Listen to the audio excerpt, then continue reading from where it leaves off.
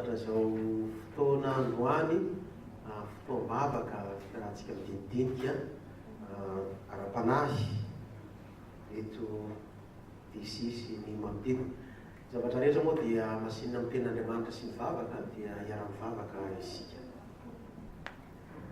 Tompo Andriamanitra rainay any an-danitra ao, misaotra anao izahay raha mbola nomena tombonandro ka tafahana eto miaraka idinidinika ny aminao, fohy ny fahalalànay, tsy ampy ny hevitray no mangataka anao izay rehefa nahamasinao mampianatra sy taridalana anay amin'izao hariva izao. Manatreha ry Tompo fa mihaino izahay kanomponao. Amen. Ny iarahantsika miresadresaka androany hariva dia momba ny batisa, ka ny anomboantsika azy dia andao iarahantsika mijery ny Matthieu toko fahavalo amby roapolo. Matthieu toko fahavalo amby roapolo dia ovakitsika manomboka amin'ny andininy fahavalo amby folo. Matthieu toko fahavalo amby roapolo dia ovakitsika manomboka amin'ny andininy fahavalo amby folo, izay mivaky toy izao amin'ny anaran'i Jesosy Kristy. Ary Jesosy nanantona dia niteny taminy ka nanao hoe: efa nomena ny fahefana rehetra any an-danitra sy ety an-tany. Koa mandehana ianareo dia ataoko mpianatra ny firenena rehetra, manao batisa azy ho amin'ny anaran'ny Ray sy ny Zanaka ary ny Fanahy Masina, sady mampianatra azy hitandrina izay rehetra nandidiako anareo. Ary indro izaho momba anareo mandrakariva ambara-pahatonga ny fahataperan'izao tontolo izao. Io no ataontsika lohahevitra iaingana momba ny tidinidinika momba ny batisa ity.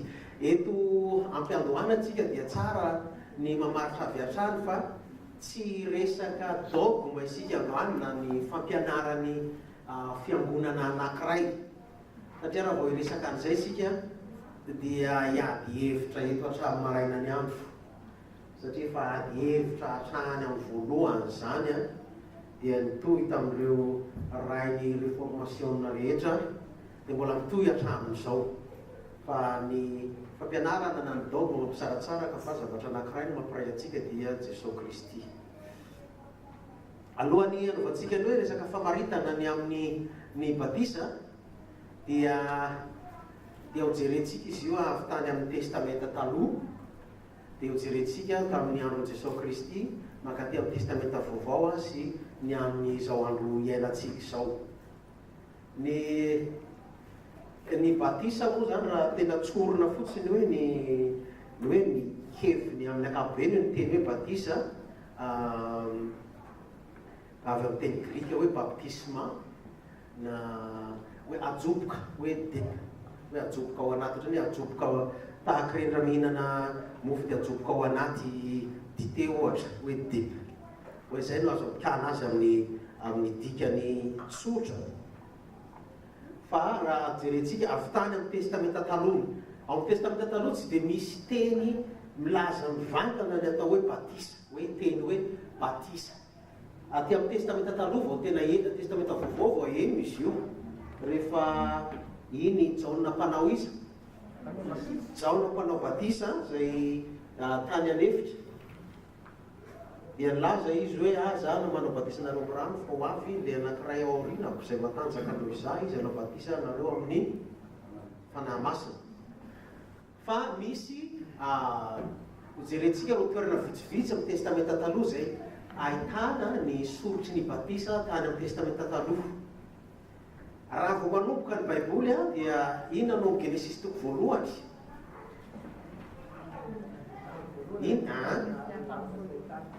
Nahary lanitra sy ny tany, dia inona no teo ambonin'ny tany? Rano. Ao amin'ny Genesis voalohany zany dia efa ahitana ny présence na ny toeran'ny rano miaraka amin'ny Trinité. Le Trinité eto, inona moa ny hoe Trinité? Andriamanitra telo izay ray. Dia ao Genesis voalohany dia efa ahitana an'izay hoe Andriamanitra ray izay mpaninona? Mpamorona. Dia lazaina teo hoe foana ny tety rano ny teo dia inona ny teny ambony rano? fanahin'Andriamanitra nanomba teny ambony rano. Dia rehefa nahara izao tontolo izao Andriamanitra dia inona nampiasainy? Teny tamin'ny voalohany ny teny misy ary ny teny tao amin'Andriamanitra ary ny teny dia Andriamanitra. Eo zany hoe ilay teny dia Jesosy Kristy. Ao Genesis voalohany zany dia efa hita ny fipetraky hoe rano tao anatin'ny tontolon'ny Trinité dia efa tao ny rano. Fa rehefa mikisaka isika amin'ny tantara zanak'olombelona dia ny toerana anankiray mampiseho ny batisa ao testamenta taloha dia ny Noa. Dia nisy inona tamin'ny andro Noa? Ny safodrano. Ndao mba jerentsika vetivety aty amin'ny testamenta vaovao ao amin'ny milaza an'izay aty amin'ny testamenta vaovao jereo ny Petera voalohany hoe zafady. Petera voalohany toko fahatelo. Petera voalohany toko fahatelo andiny faharoapolo hatramin'ny andiny faharaika amby roapolo.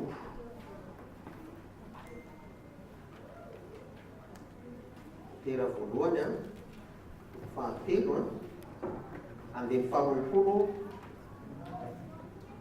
hatramin'ny andiny faharaika amby roapolo. Mba misy afaka mamaky azy ve voalohany?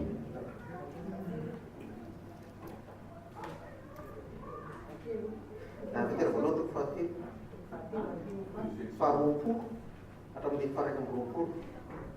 Amin'ny anaran'i Jesosy, dia izay tsy nanaiky fahiny fony ny andro ny fahampian'Andriamanitra tamin'ny andro Noa, ka mbola namboarina ny sampy fiara izay nidiran'ny olona vitsy dia izy valy mianatra, ka dia namonjena azy ny rano izay mamonjy anareo koa ankehitriny dia ny batisa izay tena ny tandindiny io, tsy ny fanesorana ny fahalokony nofa nefa fa fitadiavana ny fieritreretana tsara eo anatrehan'Andriamanitra amin'ny tsanganan'i Jesosy Kristy tamin'aty. Efa mampiseho zany hoe tandindon'ny batisa ny tamin'ny andron'ny Noa dia ilay rano izay nanala ny faharatsiana dia nitazona any Noa valo mianaka izay olona tsy manatsiny, dia ny samby fiara izay symbole na mampiseho ihany koa ny fiangonana. Dia mbola anisany milaza ny batisa ny amin'ny testamenta taloha.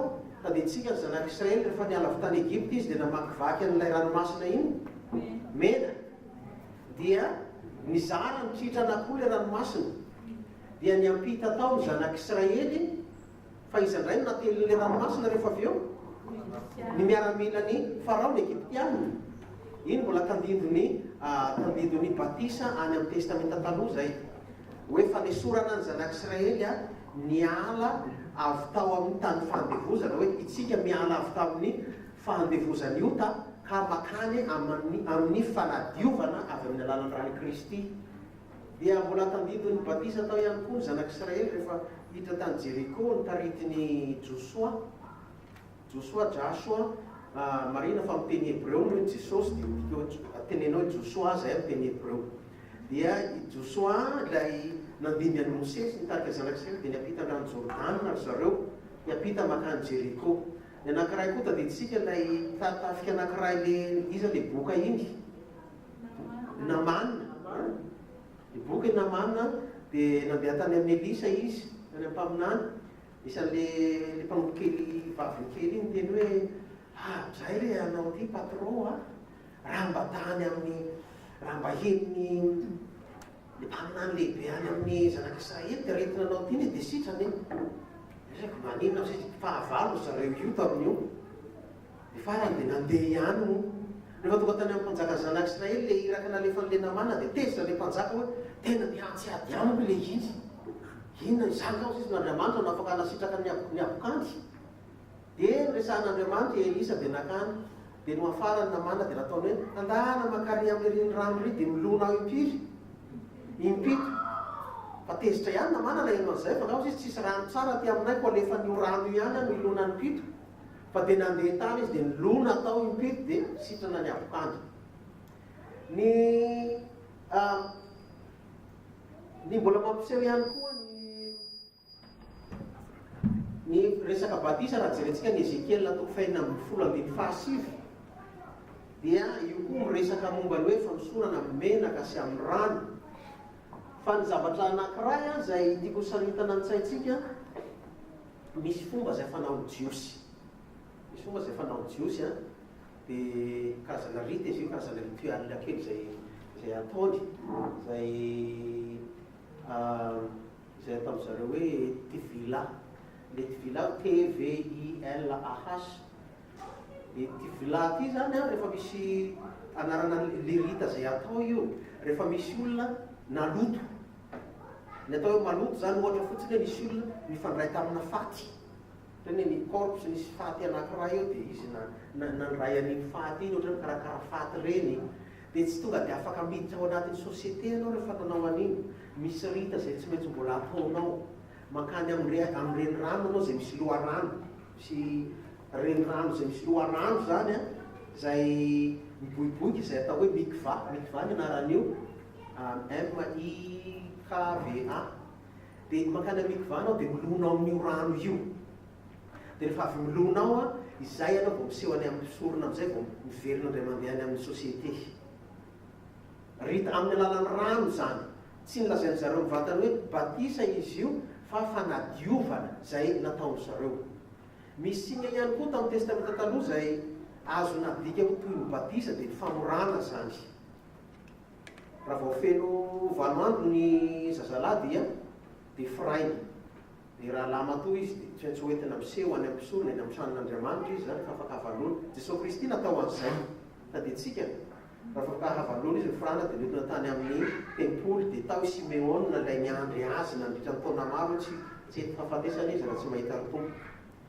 Misy symbole ohatran'izany zany fisehoan'ny batisa tamin'ny testamenta taloha.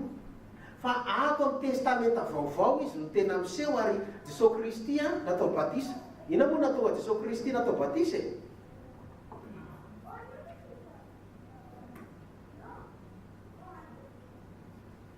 Tsika mbola tsy miresaka manko hoe ina moa no tena atao batisa. Iny Jaona nampanao batisa tany anefitra na? Iny Jaona Jaona nampanao batisa dia tsika Jaona moa inona ny Jesosy Kristy izy? Cousin. Dia izy tany anefitra foana niany ny fahatongavan'ny Mesia. Dia nanao batisa izy. Dia tonga ny olona nirona nakeo amin'ny rano Jordana natao batisa daholo. Dia tonga Jesosy Kristy. Nanomboan'i Jesosy Kristy nampisorotra ny fanomboan'ny ministry, ny raharahan'i Jesosy Kristy nanaovana batisa azy. Fa tsy hoe izy mpanota. Samy hafa ny batisan'i Jesosy Kristy sy ny batisantsika. Ary ny batisan'i Jesosy Kristy dia noentin'Andriamanitra nanambara tamin'izao tontolo izao fijoroana voalombelona araka ny Jaona voalohany, ny epistily Jaona voalohany manomboka amin'ny toko fahatelo sy ny toko fahadimy dia milaza ny amin'ny hoe mahazanak'Andriamanitra sy hoe tsy misy fanambarana izay matotra kokoa na mihoatra ny fanambaran'Andriamanitra. Ina moa miseho rehefa natao batisa Jesosy Kristy dia nisy feo avy tany an-danitra dia nanao hoe ity no zanako malalako izay sitrako izy no henoy. Dia mbola niseho indray mandeha koa izay tamin'ny fivanatare iny teo tendrombohatra iny matetika sivy-folo. Ina indray koa niseho teo tsy nipoitra ho azy teo izy moa olona masina anankiroa le niseho teo Mosesy Eli. Dia rehefa nahita an'iny Eripetera tonga dia tena nafana fotapoka teo dao namboatra trano lahy telo eto. Dia inona koa rehefa ho avy tany ambony? Ity ny zanako malalako izay sitrako izy, io no henoy. Hoe fampisehoan'Andriamanitra amin'izao tontolo izao ilay batisa teo hoe io ilay zanako. Tsisy adoption intsony ny azy. Efa zanak'Andriamanitra Jesosy Kristy. Ny antsika indray rehefa atao batisa iny, amin'iny fotoana iny tsika dia atsangan'Andriamanitra ho zanany indray. Atsangan'Andriamanitra ho zanany indray. Tadintsika ny conversation'ny Jesosy Kristy sy Nicodémosy. Izy mba afaka mitantarany tantarany vetivety. Misy micro io raba. Afaka mitantarany hoe Jaona toko fahatelo resaky Jesosy Kristy sy Nicodémosy. hoe tsy maintsy ateraka andray ianao ateraka andray dia andovany fantakan'Andriamanitra dia hoe Nicodemus ahoana ny teraka ny teboniny indray ateraka ny rano sy ny fanahy sao dia izy ianao indray kanio ny kama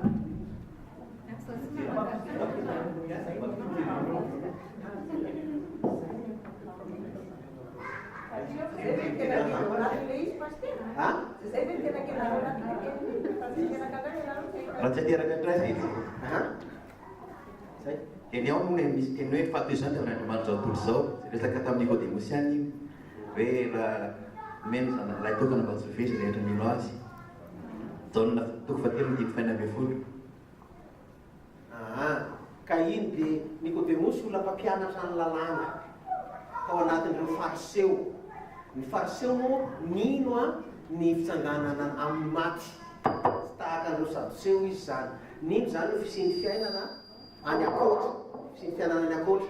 Dia tonga izy dia nanontany Jesosy Kristy hoe mpampianatra o, inona moa ny ataoko mba handovako ny fiainana mandrakizay?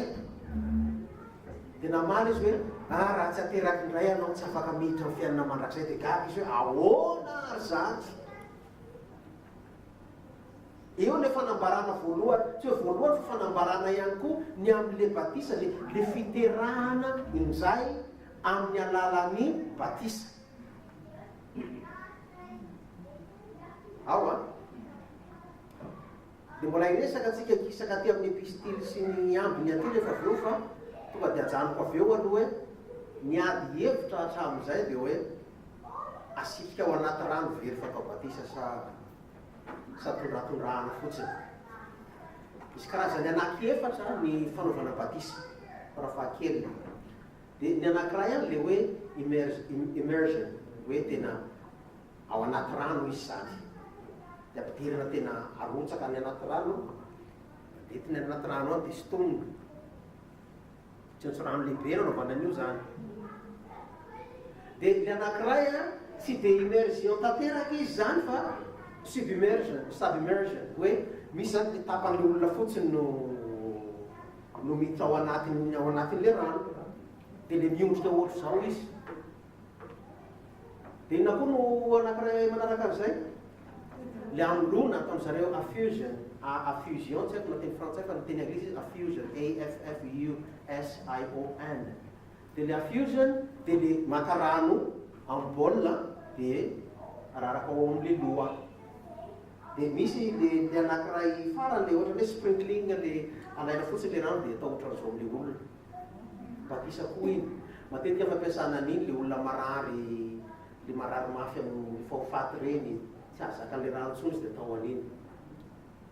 Fantatra fa tamin'ny voalohany dia ny batisa dia natao tamin'ny immersion iny, le natsoboka. Misy soratra anankiray atao hoe Didache na Didache. Le Didache ty fanoratra anazy raha DIDACH. Fampianarany apôstôly 20 izy io. Dia atao hoe Didache ty na Didache ty. Dia natao boky izy io, fampianaran'ireo apôstôly 20. Antsika fa rehefa tsy teo intsony Jodasy dia misoloina izy. Tamin'le fisaliana iny naovana azy. Dia io Didache io mirakitra fampianarany apôstôly 20 izay voasoratra tany amin'ny taona fahazato taroan'i Jesosy Kristy. Dia ao amin'io boky io no nahitana soratra fa azo atao ny manao batisa amin'ny alalan'ny rano kely. Izay milaza hoe raha amin'ny toerana izay tsy misy rian-drano dia azo atao ny manao batisa amin'ny rano ao anatina koveta na ao anatina sao dia alaina dia atao amin'le lohan'le olona. Tsy misy zany hoe tsy misy mahadiso na mahamarina ny manao batisa amin'ny rano be sy ny manao batisa amin'ny rano kely. Satria tsy ny rano no mitondra azy io. Tadidinareo na nivavaka ny Israely taloha, rehefa mivavaka izy dia manao ahoana? Tsy maintsy mitodika mijery an'i Jerosalema. Tsy maintsy mitodika makany. raha ohatranay mora confuse tatony dia ho taraiky satria tsy fantatra hoe aza ny avaratra sy ny atsimo. Zareo ny Islamo mbola manao an'io mitodika azy zareo rehefa mivavaka reny mifampitady amin'ny lameka hoe any le toerana masina. Jesosy Kristy nilaza hoe tsy izay tsony satria ny Samaritana indray dia mitodika ny Samaria koa ny azy. Rehefa trana ny fisarahana le fahababona tany Babiloniana reny zany dia ny Samaritana indray dia Samaria indray koa no itodiany. Dia Jesosy Kristy nilaza hoe tsy voafetra ny toeran'Andriamanitra fa ao anaty fo, tsy voafetra ny rano ny fanomezana izay omen'Andriamanitra. Ka hevitra be mantsy izy io hoe rano be ve sa rano kely.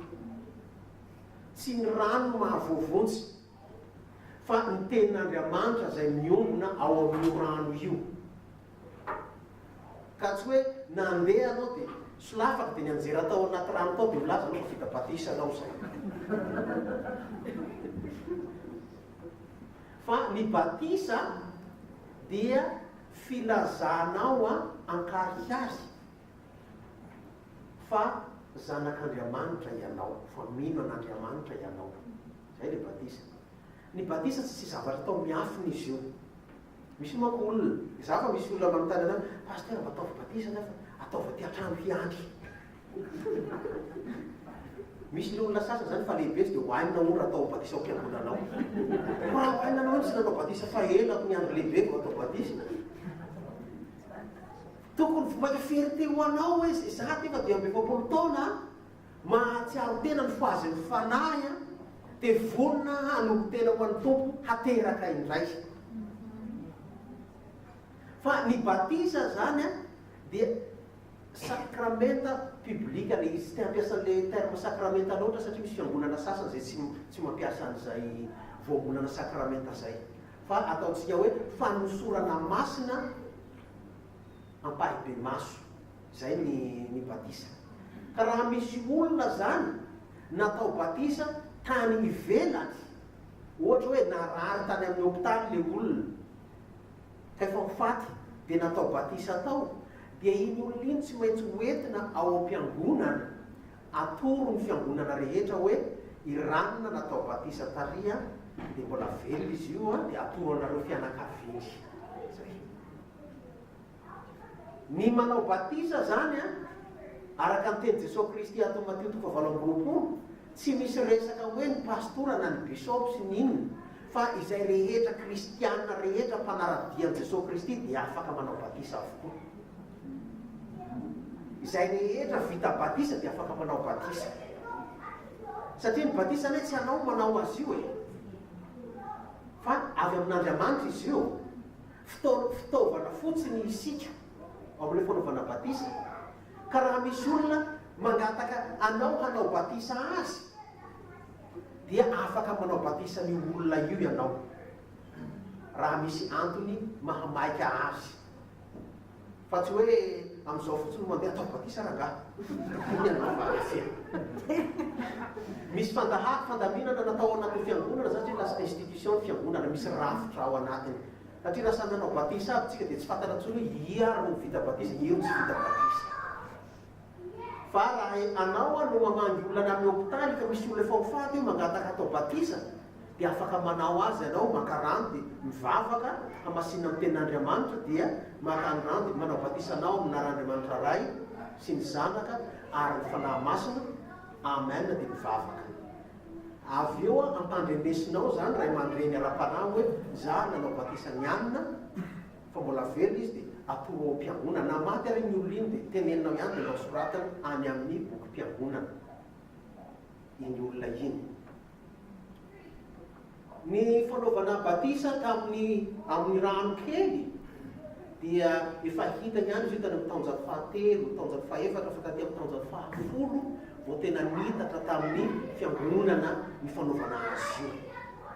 Dia rehefa tonga moa ny andron'ny réformation taitsika réformation tany amin'ny taonjato fahadimy-ambin'ny-folo sy fahaenina-ambin'ny-folo dia le réformation ho an'izay mbola mila asiana famerenana kely dia famerenana ny réformation Ny fiangonana rehefa niala ny apôstôly a, dia tsika fatao amin'ny asan'ny apôstôly dia nantsoina hoe kristianina amin'izay mpanaradian'ny Kristy. Dia nipetraka amin'izay le hoe misy hoe le succession apostolique, hoe nandray fahefana tamin'ny apôstôly, le mpitarika ny fiangonana zany dia forona nisy ny bishop sy ny namany. Dia rehefa taty dia tamin'izany mbola hoe universel ny fiangonana zay natao hoe katolika. Dia rehefa taty afara moa nisy fizarazarany fiangonana katolika io, ny orthodoxe, misy fiangonana tandrefana, nisy ny tatsinana. Fa ny zavatra nisy zany rehefa taty amin'ny taonjato efatra ambin'ny folo sy 10 taty rehefa ampianarana diso ileo fivarotany famelan-keloka. Le fivarotany famelan-keloka zany hoe rehefa maty ny havanao dia mbola tsy mandeha any an-danitra izy fa mbola hainy eny mandra-pandrotsahanao vola. Misy olona atao hoe Tetzel na resaka be le rangahy io dia tenena raha mandrotsaka le vola ao anatin'le vilianao dia maneno le vola. Amin'izany mbola le volamena sy anina tony, fa amin'izao ngamba raha ataontsika hoe manao satria lela vola ny amin'izao. Dia arakaraka ny haben'le vola iny mampiakatra manahaky an'le havanao makany amin'ny any an-danitra miala fotoa amin'ny afo fandiovana. Dia i Martin Luther zany isany nitarika an'izay hoe nilaza nametraka an'le teste tao amin'le varavaran'ny fiangonana izy hoe tsy marina fa tsy voavidy ny famelan-keloka. Zay miangady. Teo ny angady. Ny olona tsy nanana accès amin'ny baiboly tamin'izany fa reny le nianatra tamin'ny seminaire reny any, ny prêtre sy namany reny no nanana ny baiboly mbola fiteny reny fiteny hébreu sy ny fiteny grika sy ny latina ihany fa tamin'ny baiboly. Fa rehefa tamin'ny andro le fiovana io natao réformation zany nadika tamin'ny fiteny allemand dia tamin'ny fiteny maro samihafa amin'izay ny baiboly dia nanana accès le olona. Fa talohan'izany zay teneny le prêtre ihany dia mino le mipetraka ery amin'ny Césarie. Ko ihany tsy hino moa. Le commentaire aussi qui vient de loin. C'était même bien des années que nous sommes dans les bouquets. Des théories les fiovana, tao anatin'ny fiangonana. Ny forona amin'izay ny fiangonana, ny forona ny luterana, ny forona ataontsika ny Madagasikara, le FJKM vao tafara le anarao FJKM zany efa le fiangonana réformé rehetra ny forona tao amin'izay. Dia tamin'io nanomboka amin'izay ny fanaovana maro amin'izay ny fanaovana batisa amina rano kely. Misy fivavahana anankiray izay atao hoe anabatista. Avy tamin'io le batisa, le baptiste tona. Le anabatista dia hoe le mpanao batisa indray. Le mpanao batisa indray dia ireny tsy manaiky an'le batisa ny zazakely. Fa tsy maintsy olo-dehibe no atao batisa. Mbola ady hevitra koa io mitovy amin'ny ady hevitra ny hoe rano be ve sa rano kely. Dia hoe atao batisa ve ny zazakely sa atao samy andro lehibe izy vao atao batisa. Mormona moa tsy resahana ntsony fa reny efa tsy ao anatin'ny klasiny hoe kristianina. Ny andreny moa izay tena milaza hoe mila an'le olona tena manapa-kevitra mihitsy vao tena atao batisa fa tsy atao batisa fahantany fotsiny le olona raha tsy manapa-kevitra. Maninona raha tsika no manao batisa olon-dehibe dia maninona manao batisa ankizy. Izy mba afaka miteny azy zay. Mba misy manohana le fanaovana batisa olon-lehibe. Dia misy mba manazava koa fanaovana batisa ny ankizy kely.